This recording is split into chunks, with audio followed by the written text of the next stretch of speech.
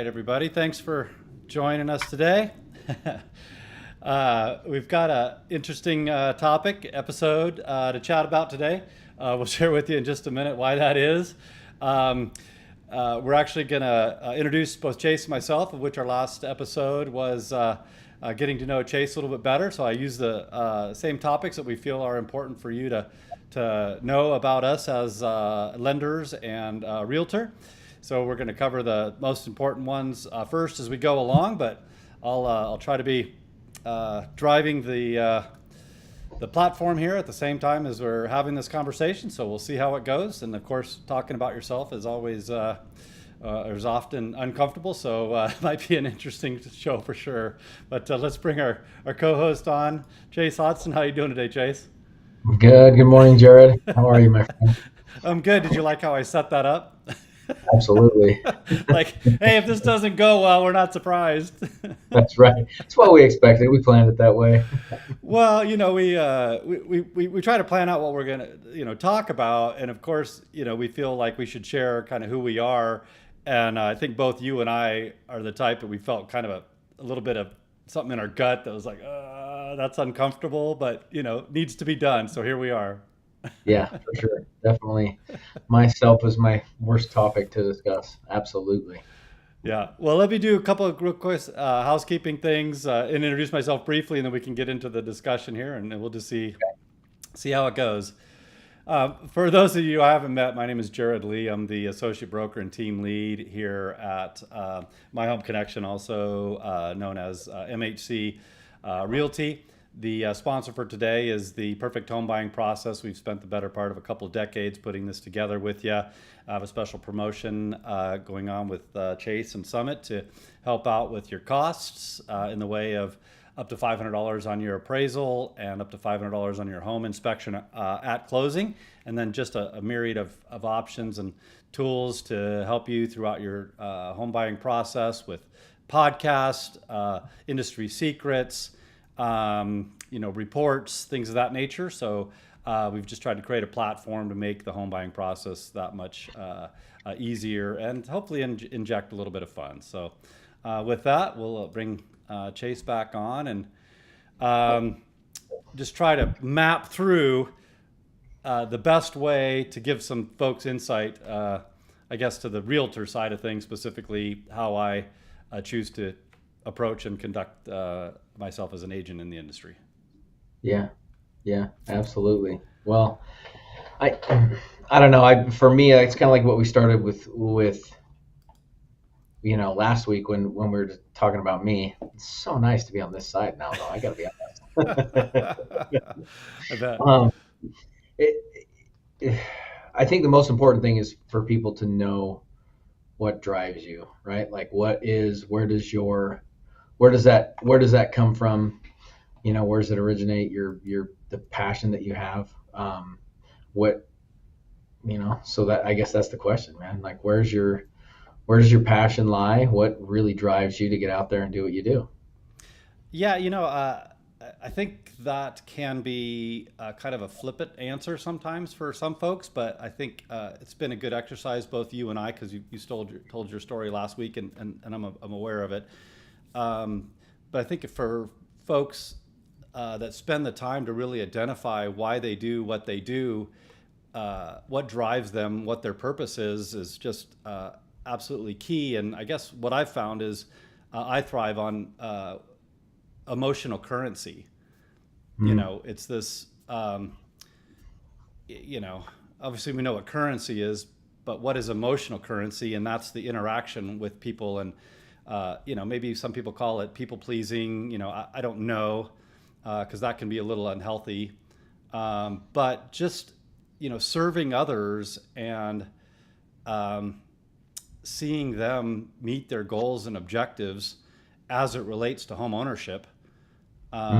Residential, I've looked at and been part of, investing and stuff like that. And that's real numbers driven, and been in numerous other industries, as we'll talk about later. But really helping folks set roots and maybe grow a family, or meet their goals and objectives in their life as it relates to, um, buying and selling real estate's really what drives me every day. Yeah.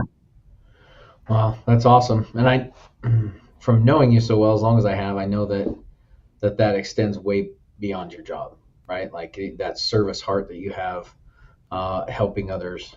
It's in every aspect of your life. Like you've become, one of my closest friends and a great advisor to me when I'm struggling.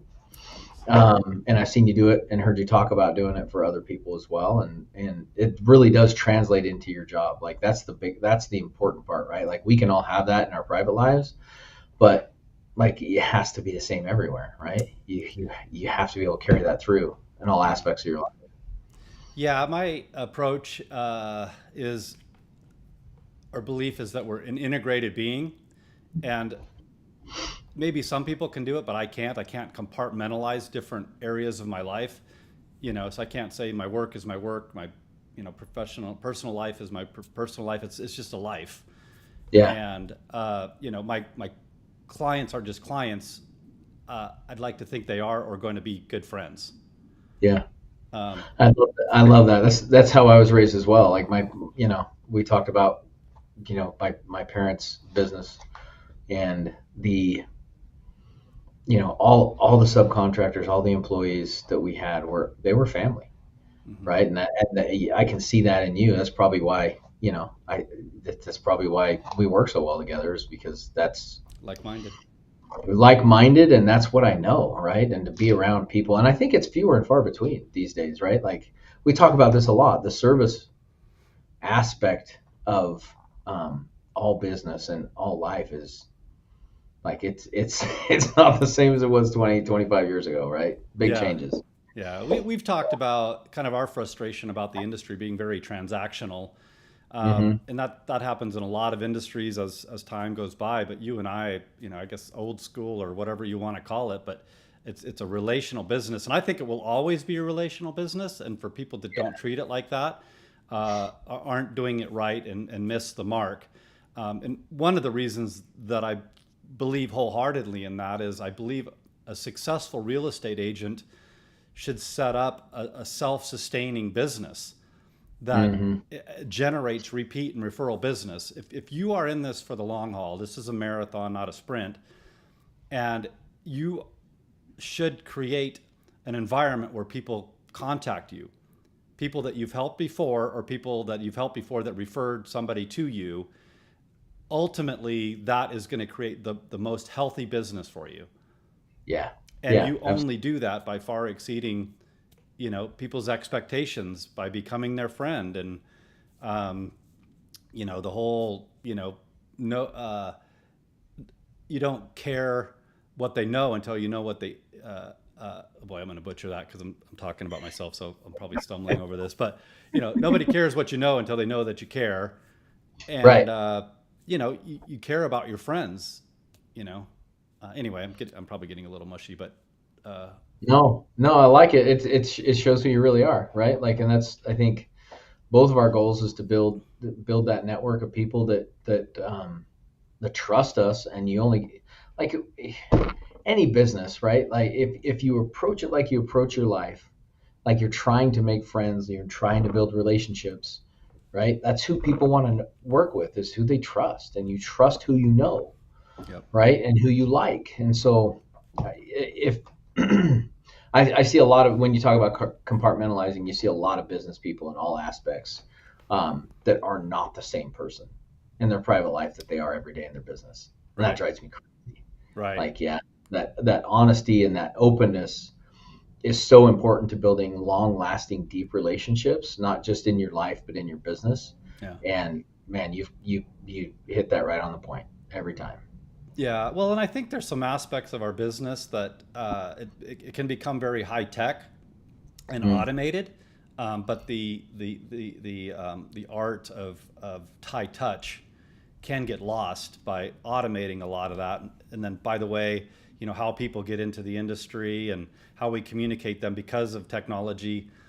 You have to be hyper focused on keeping it more high touch than high tech. And yeah. it's a active. Uh, you have to be aggressively active in that pursuit. Right.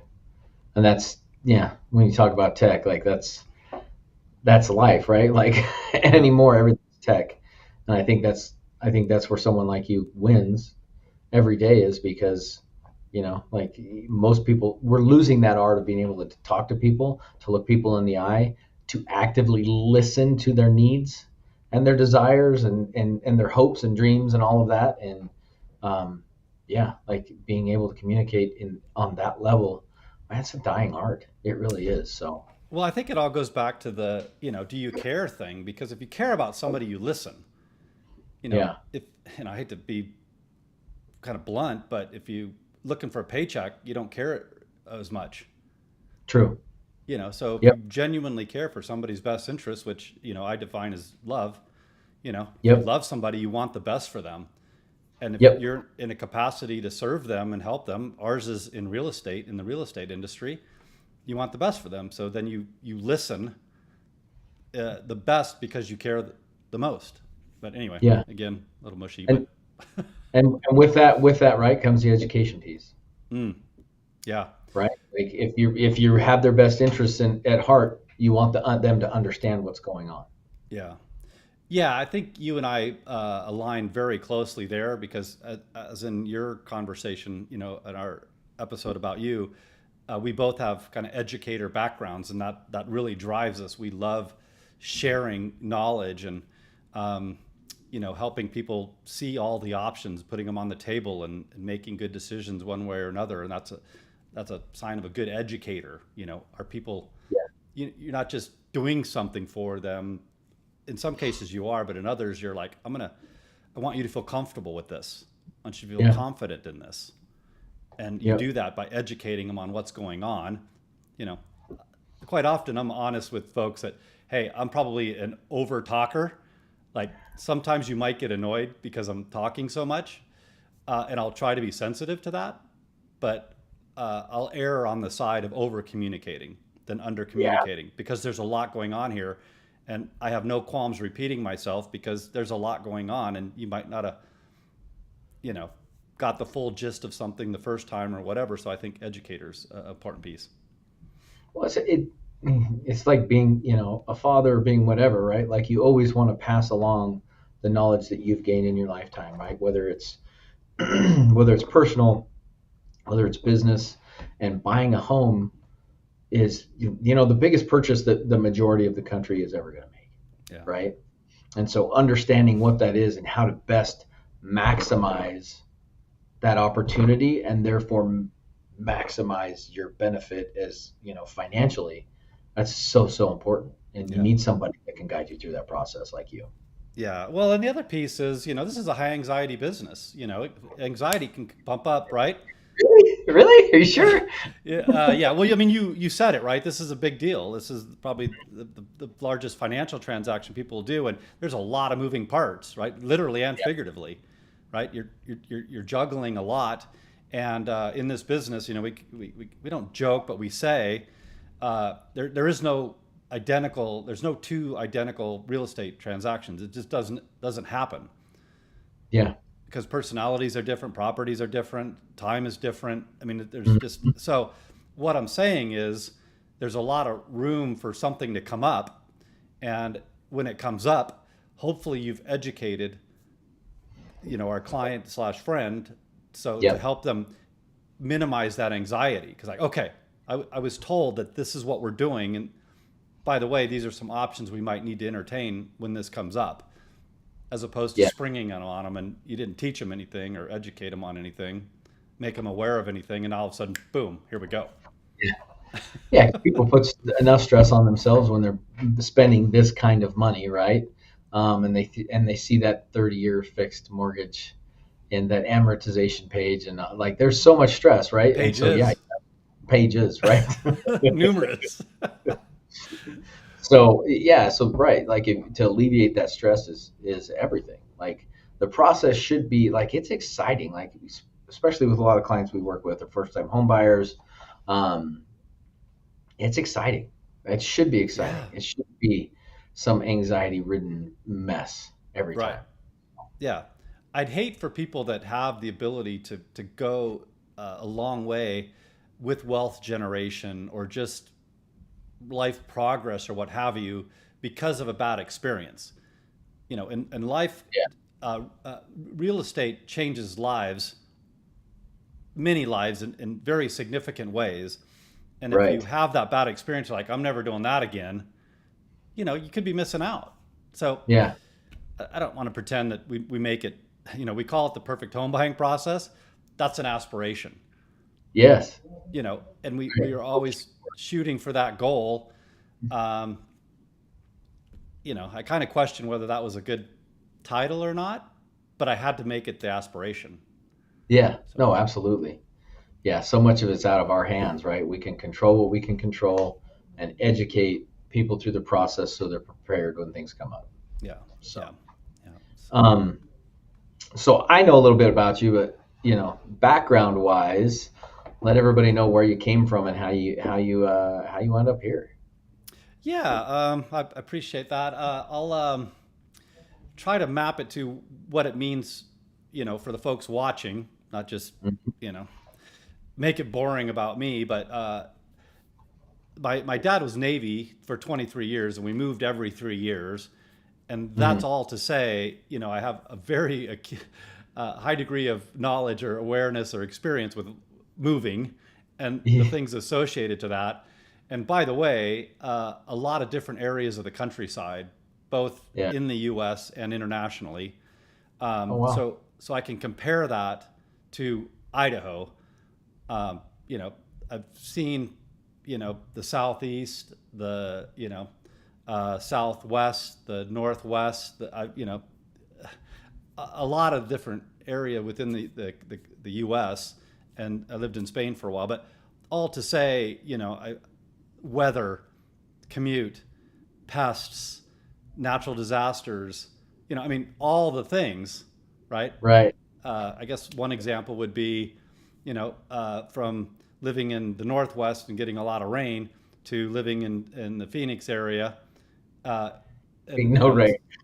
yeah, it's the total opposite where Boise, in Idaho's southwest Idaho mainly is kind of that middle ground. And I love it. Yeah. Yeah. Yeah. I've We're lived blessed. in like Minnesota where we had a lot of mosquitoes and nasties like that. In Arizona, which had a lot of scorpions and stuff. We don't have many pests here. Yeah. Anyway, uh, I don't want to get bogged down into too much of this, but a lot of years in Idaho, coming up on 3 decades. I've raised my kids Because, here. and What's and to that? reiterate, it's because you chose here after seeing so much of the country out there, right? Yeah, This was the yeah, yeah. So people wonder why I'm so passionate about Idaho. It's because I love it, and yeah, I love it compared to other places. This isn't, I've seen the grass on the other side, and it's not greener. yeah, love it, Typically. love it. So, and this is where you chose to raise your family then. Yeah, yeah. My kids born and raised here, and they're all adulting, doing their own thing now. And I can't imagine raising them anywhere else. And my folks, their grandparents moved out here to be with them, and they've been here for over 2 decades now, and they love it here as well. So yeah, That's I'd be, awesome. I'd be. My point is, I'd be shocked if you didn't love it here. Like we Yeah, seldom ever see that. yeah, yeah. We don't really. No matter what reason you come, people tend to stay. I've got friends that military friends that were one guy that turned out to be just a phenomenal builder in this valley for 40 plus years. Um, he was stationed at Mountain Home, and got over here, to the valley and spent some time here. He's like, oh, as soon as I get out, I'm coming back. Yeah, And he did. He spent his life here. So, yeah, yeah. yeah, it's a common story once you've been here. Yeah, well, it's interesting because when we hear somebody moving, people will say, "Why are they moving?" Most of the time it's across town, size up, size down, whatever. And if we say they're moving out of state, they're like, "Why?" You can't. Right. They can't fathom why they're moving out of state. And there are cases where it has to happen, right? Military folks that, you know, Yeah. Career uh, opportunities. We do see it once in a while, right? yeah, So, yeah. Most of the time it's kind of have to stuff. Um, Yeah. but anyway, So, just to know that for your benefit, I've got points of reference to share from, and that I can hopefully add value yeah, into your process. absolutely. Um, so I know that you weren't always a realtor. You didn't come out of high school and say, "I'm going to be a realtor," and that's been your life. So give a little bit of bit of background there and how you wound up in this industry. Yeah, I'll try to keep it fairly brief, and I think I'll overlap kind of the education piece a little bit. But got out of school for architectural design. A friend was working at a civil engineering company because of my computer experience. Got into mechanical design, um, and then I was doing consulting uh, after that with the software from the previous company. Um, and I'm sharing the consulting piece because I think it's super relevant to Very. becoming how that plays into being a real estate agent. So I'll go into that in a little more detail. But having left that company with a partner, starting a consulting firm, um, and I was doing implementation of software, so the consulting side, and then training people on the software.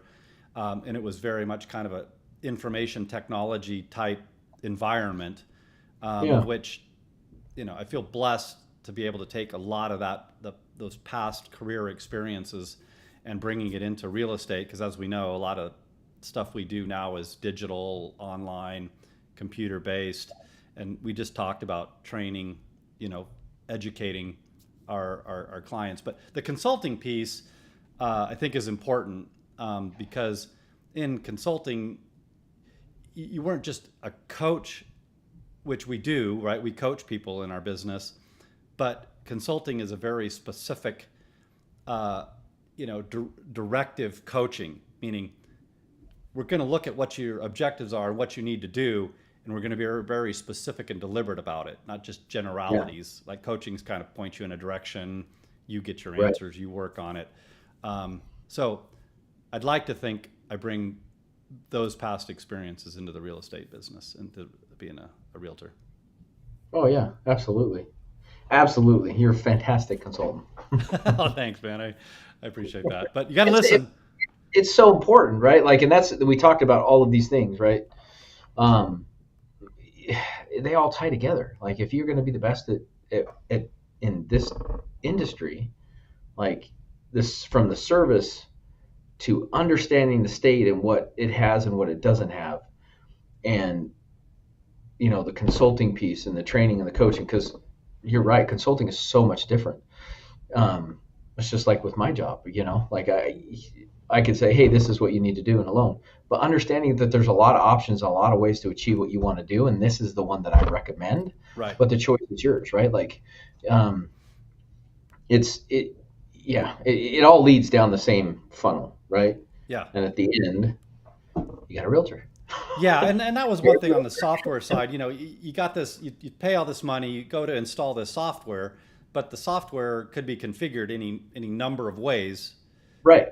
So kind of like real estate, you got to understand what the objectives are and what you're trying to do with it, and you've got to map that out. You can't just back to the transactional concern, right? Mhm. If you treat people all the same to get the same results, not everybody's outcome preferences objectives are all the same. Yeah. So you got to factor all that in, kind of like how you install the software and then you configure it to behave the way that you know met your needs. Yeah. We've got to help them map out a plan, but we've got to acquire a lot of information before we can do that. Hmm. On the perfect home buying process, that initial free consultation is that very thing. Let's get together. Let's like do an assessment of, are you ready? Right? We've talked about this in prior Yeah. episodes. If are you truly ready? Not just do you think you're ready, right? We've talked about them getting with you and really understanding Right. What ready where they're means. at, and then putting all this together, bringing them up to speed about what our market's all about. You know, uh, how the market relates to where they're at. Can we meet those objectives, or do they need to be kind of talked through a little bit more, tweaked a little bit more, what have you? Put a plan together and then execute on the plan. Yeah. So Yeah. anyway, didn't mean to go on a rant there, but No, I love it. I love it. I got to understand. And so you touched a little bit on your education um, in architectural design. Since then, like within more industry specific, like what have you, I know you're like me, education constant, but specifically what have you focused on to better you in this industry? yeah, to give you a little more backstory, the after the consulting business, I was just traveling too much. I was traveling 3 or 4 weeks a month, and Hmm. I was buying a house at the time, and the couple that helped us buy, just conversation came up that I had my architectural design degree, and they're like, "Have you thought about the real estate industry?" Hmm. My career started very heavy in new construction back in '05, in large part because of that, right? You got to read plans and you got to understand, that whole process as best you can. And then, the evolution of a real estate career is CE, which is continuing education, right? We're required to do continuing education in order to keep our licenses, of which, I think is the bare minimum. And we should Right. always be pursuing more and more training, right? You don't get, proficient, efficient at what you're doing unless you're constantly keeping up to speed.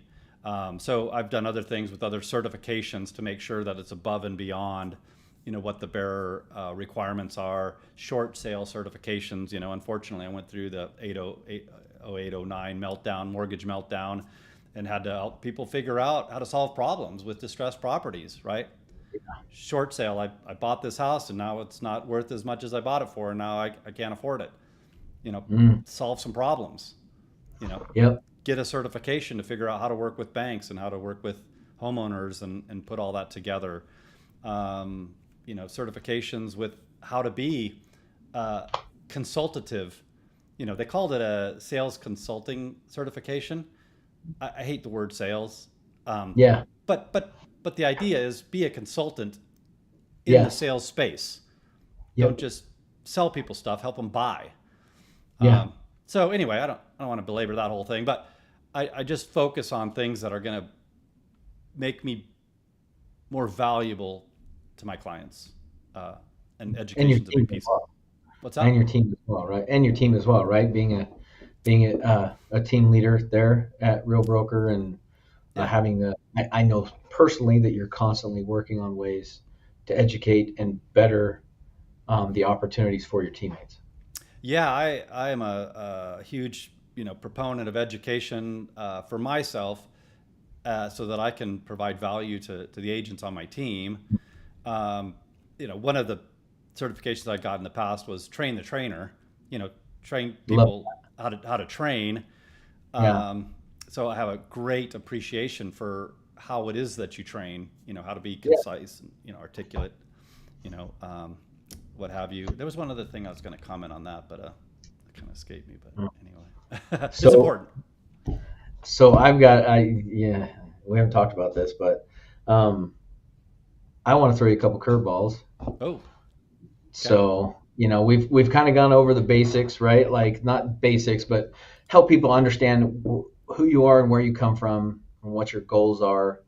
Um, but we've worked together for a number of years now, and I'm curious if you have, uh, with me or without, but just a favorite transaction, experience that you've been through since getting into real estate. Oh, favorite. I can tell you the favorites are always the one that end with the hug. Yeah. Oh, I like that. You know, you know, if somebody's going to give you a hug, and by the way, I hope it's initiated by them. I mean, that Yeah. Yeah. to Right. lean in to Right. give them a hug, that's lame. Like you can't call that. Uh, Can't go get it. so that's a solicited hug. That's different. Mhm. But those are my favorite when you just know that these folks are just so happy with the help and the service you've provided for them that they want to give you a hug because that's most people that you meet, you haven't known them for a super long time, and you know some people aren't even huggers, and to Yeah. ever get one's you know Tears anyway. at the side of the table, right? That pure joy. Yeah, There's nothing like it. Like yeah, there is nothing like it knowing that you've helped them achieve that goal and change their life moving forward. It's yeah, incredible. yeah. I do Incredible. like the idea of now that we have reviews online where people can share their experience. Yeah. At first I felt a little uncomfortable with that because again, people talking about you. um, but that means a lot to me too, that somebody's willing to put that up there for the world to see. Oh yeah. Yeah. That means a lot.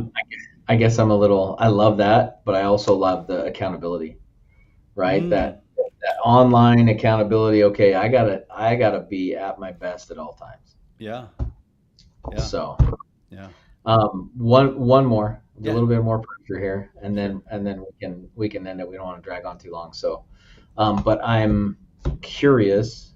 There's been a lot of you're going through a lot of changes with the NAR verdict and all that stuff and what's going on. New forms coming out in the addition to the forms in August, mid August or something Like like that. I can't 17th, remember yeah. exactly. Yeah, 17. Um, but if there was one thing about your industry, about being a realtor, that you could change, what would that be? Oh, one thing. Yowza, that's an interesting one.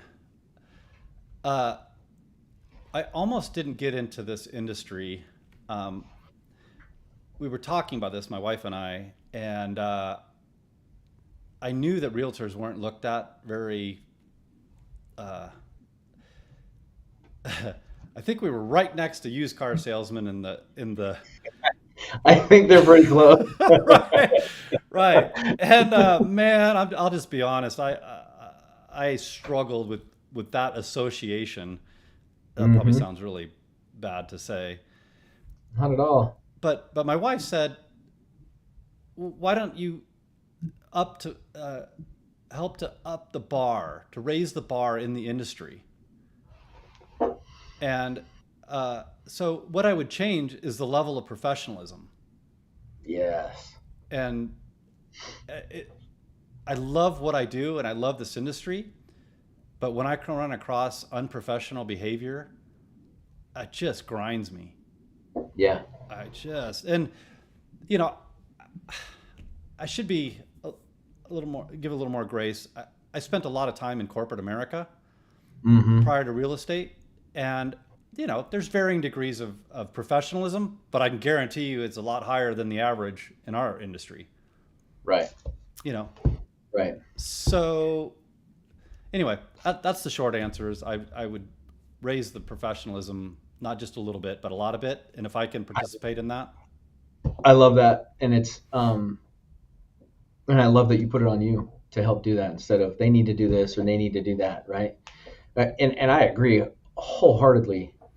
I understand. We talk about this all the time, but I understand how important it is to have a realtor in the transaction, protecting their clients, right? They don't know what they don't know, and this yeah, is a big deal. And they need somebody that's educated in the process and can handle things professionally, and that know how to negotiate, and they know how to, consult and to listen and to help them avoid all the pitfalls, not just legally, but with the home itself as well, right? yeah, And so I think that's one of my pet peeves, and it's in my industry as well. But I think the standard, the bar is not set high enough as far as getting into our industries, yes, right? the price of entry Little, that is low cost. yeah, we need some more barriers to entry. Um, That's what I was looking for. it should have to hurt a little bit to do what we do because Yeah, you can make good money doing it, right? Like the pay is good, if you put in the work, and do it uh, right. right. And so I agree. I think that's a great answer, man. I love it. Yeah, it's unfortunate, but this is human nature. We It takes like one bad experience is what you remember, right? We talked about that. If you have a bad agent, you'll remember that. You'll probably take a couple of good agents to override that. Yeah. You know, uh, and by the way, the really good agent or the really good lender are gonna almost make it seem like it's nothing but a thing. Like it was just Yeah. super easy. You Yeah. know, Right. one of our flaws is uh, we make it look so easy. People wonder why they're paying us what they pay us. Yes. You know, if you do your job right, I think one of the things that helps us though is because we're educating, we are showing people that there's a lot there. Goes into it. Right. So Yeah. they go, Absolutely. oh, okay, it's easy because they know what they're doing, Yeah. not because it's easy. Right.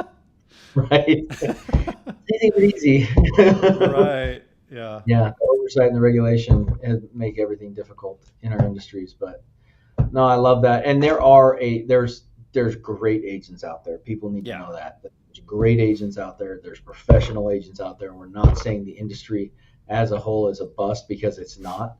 Um, but like in you want to protect your industry, right? And when all eyes are upon it, especially this year for realtors, right? With that ruling, Yeah. like how can we level up from here? Yeah. We are in part where we're at with the NAR settlement because of lack of professionalism. Yeah. You know, Hmm. communication, you know, disclosure, transparency, you know. Yep.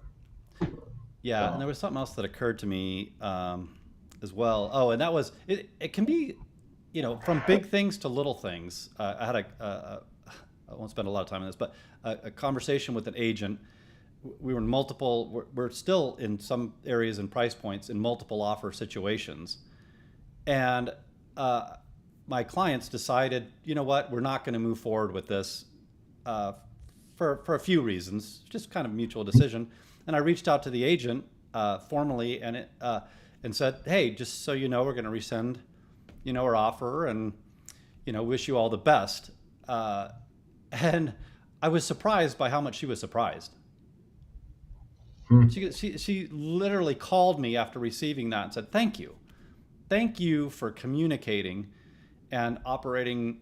I wish I could remember verbatim, but basically it was being professional, where a lot of people would have just not let them know and not responded and just moved on. I mean, It's crazy. yeah. So Hmm. you know, it kind of shows that the bar is pretty low, but on the other hand, the small things can be appreciated too, and you got to start with the small things, but you also got to do the big things. Anyway, Yeah. Yeah. That is the interesting part, right? There's typically two realtors in a transaction, and you communicating with the other side, that allows them to communicate with their sellers or their buyers, right? Like that education piece isn't just for you and your clients, right? They need to be able to educate and inform their clients as well, and so that communication is key. yeah. Well, Yeah. I loved her optimism about staying professional. She said, Yeah. "You're encouraging. I love interacting with a professional agent because I want to be more professionsional." Right. So anyway, yeah, And long she's now on answer. your team. Oh man. Anyway, yeah. Good. I'm just saying. What's that? I'm sorry. Good recruiting opportunity. I'm just saying. Oh, gotcha, gotcha.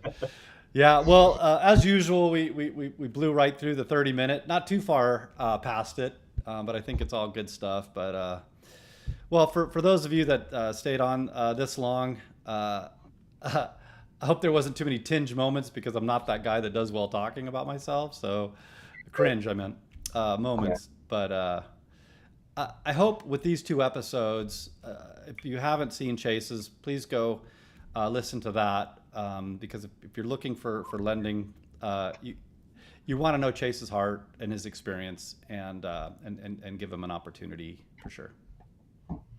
Appreciate that. Appreciate that. And you did awesome, my friend. Like, yeah, I even put you on the spot. You didn't do that to me. You had great answers. I knew you would because, like, yeah, I knew who you are. So Well, I'm on the worked out. editing side too, so no, I'm kidding. I Yep. don't. Yep. Well, interestingly, this is live, so I say that I can't edit it. It's up on multiple social media platforms, so Yeah. this is real, man. This is us. Yeah. The Take it up. blemishes, the warts, the good, the bad, the ugly, man. It's up there, and I don't take any of them down either. So, you know, Oh, Anyway, Okay. Well, people, yeah, love us or not. So hopefully yeah, it's more the former. that's right. That's right. Anyway, well, as always, man, I appreciate you and I appreciate you jumping on, and I look forward to many more episodes. So do I as well. I enjoyed today, man, a lot. Yeah, same, same. All right, well, we'll end as we always do. Wish everybody a blessed one. Take care.